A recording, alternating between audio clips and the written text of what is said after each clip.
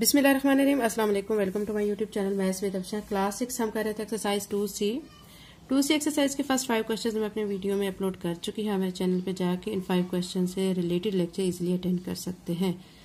आज की वीडियो में करेंगे क्वेश्चन नंबर 6 to 10। ठीक है, क्वेश्चन नंबर 6 की स्टेटमेंट है the sum of two integers is 52 if one of them is -18 find the other. आपने बच्चों गौर से समझनी है स्टेटमेंट को, फिर इस क्वेश्चन को सॉल्व करना है। इसमें क्या कहा जा रहा है, इसमें कह रहे हैं कि दो जो है इंटीजर उनका सम कितना आ रहा है 52। अगर उसमें से एक इंटीजर जो है -18 है तो फिर आपने दूसरा इंटीजर है वो उसको फाइंड करना है। क्वेश्चन का सोल्यूशन स्टार्ट करते हैं। क्वेश्चन 6 का सोल्यूशन बच्चों हम कर रहे हैं। इसमें पहले आप लिखेंगे सम ऑफ टू इंटीजर्स के दो जो इंटीजर्स हैं उनका सम आपको कितना दिया गया है, वो आपको 52 दिया गया है। आप यहाँ पे लिख लेंगे 52। ठीक है, फिर आप लिखेंगे वन इंटीजर जो कि आपको गिवन है, वन इंटीजर वो दिया गया है -18। ठीक है, फिर आपने क्या करना है कि दूसरा इंटीजर फाइंड करना है, तो आप लिखें अदर इंटीजर, वो आपने फाइंड करना है। ठीक है, अब फाइंड करने के लिए आप क्या करेंगे, आप लिखेंगे other integer is equal to sum of two integers, यहां पे लिखेंगे सम ऑफ टू इंटीजर्स, ठीक है, माइनस वन इंटीजर। ठीक है, आपने ये लिख लेना है। उसके बाद फिर आपने लिखना है सम ऑफ टू इंटीजर्स जो आपको गिवन है वो दिया गया है 52। यहां पे लिख लेंगे 52, माइनस का साइन लगाएंगे, फिर वन इंटीजर कितना है -18, माइनस वाली टर्म है इसलिए इसको ब्रैकेट में लिखेंगे। ठीक है, फिर अब आप क्या करेंगे, अब आप इसको सॉल्व करेंगे। 52 ये माइनस और ये माइनस हो जाएगा प्लस 18। 52 में आपने 18 को ऐड करना है, 8 और 2 को ऐड करेंगे 10, 1 इसको देंगे, 5 और 1 6 और 1 ऐड करेंगे 7, तो आपका आंसर आ जाएगा 70। ये बच्चों दूसरा इंटीजर था जो कि हमने फाइंड करना था। ठीक है, ये क्वेश्चन नंबर 6 कंप्लीट हो गया। क्वेश्चन नंबर 7 करते हैं। एक्सरसाइज 2C का क्वेश्चन नंबर 7 है the product of two integers is -160। ठीक है, अब यहाँ पे प्रोडक्ट दे रहे हैं, यानी दो इंटीजर्स ऐसे जिनको मल्टीप्लाई किया गया है तो प्रोडक्ट आ रहा है -160। If one of them is 8, अगर उनमें एक नंबर जो है वो 8 है, फाइंड द अदर, तो दूसरा आपने नंबर फाइंड करना है। बहुत आसान क्वेश्चन है, सॉल्व करते हैं। क्वेश्चन 7 के सोल्यूशन में बच्चों मैंने पहले क्या लिखा है, प्रोडक्ट ऑफ टू इंटीजर्स जो कि हमें गिवन है -160। आपने पहले इस तरह लिखना है कि product of two integers is equal to -160।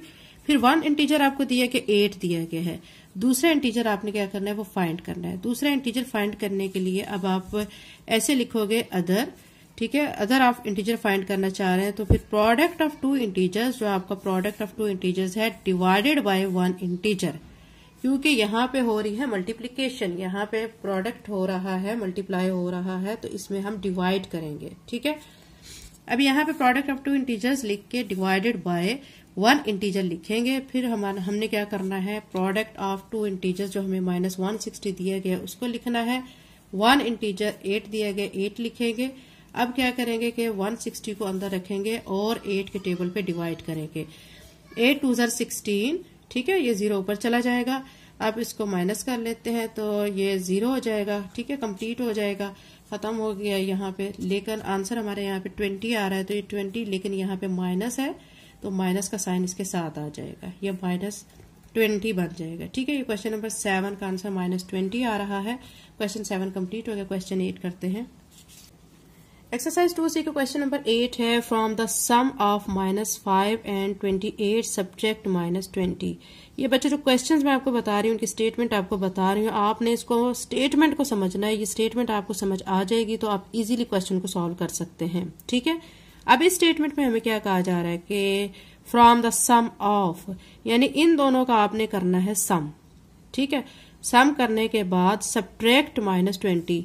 अब इसका जो सम करके आंसर आएगा उस आंसर में से आपने -20 को क्या करना है, सब्ट्रैक्ट करना है। ठीक है, क्वेश्चन समझ आ गया। अब इसका सोल्यूशन करते हैं। क्वेश्चन नंबर 8 के सोल्यूशन में बच्चों मैंने लिखा है सम ऑफ -5 एंड 28। ठीक है, इन दोनों को हम क्या करेंगे, सम करेंगे। -5 लिख के +28।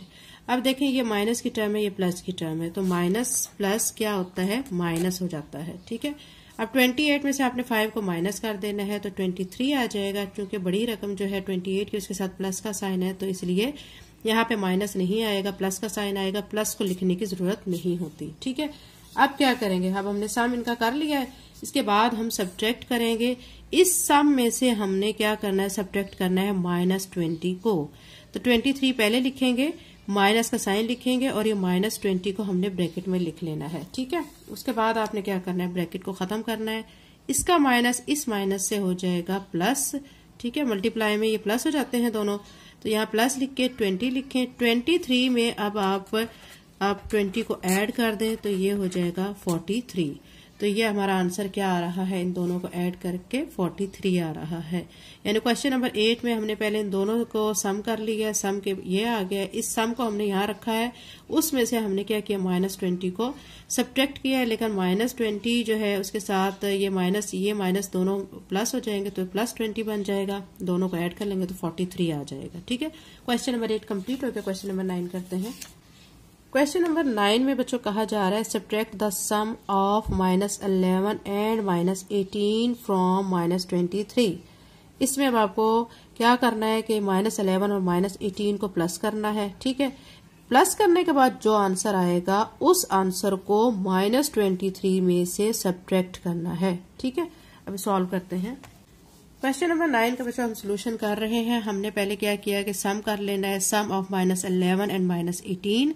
तो अब आपने -11 को ब्रैकेट में लिखना है प्लस -18। ठीक है, उसके बाद ये -11 तो ऐसे आ जाएगा, ये माइनस प्लस माइनस हो जाएगा और 18 हो जाएगा। दो माइनस की टर्म्स हों तो हम उनको ऐड कर लेते हैं और आंसर के साथ माइनस का साइन लगाते हैं। 8 में 1 को ऐड करेंगे 9, 1 और 1 को ऐड करेंगे 2।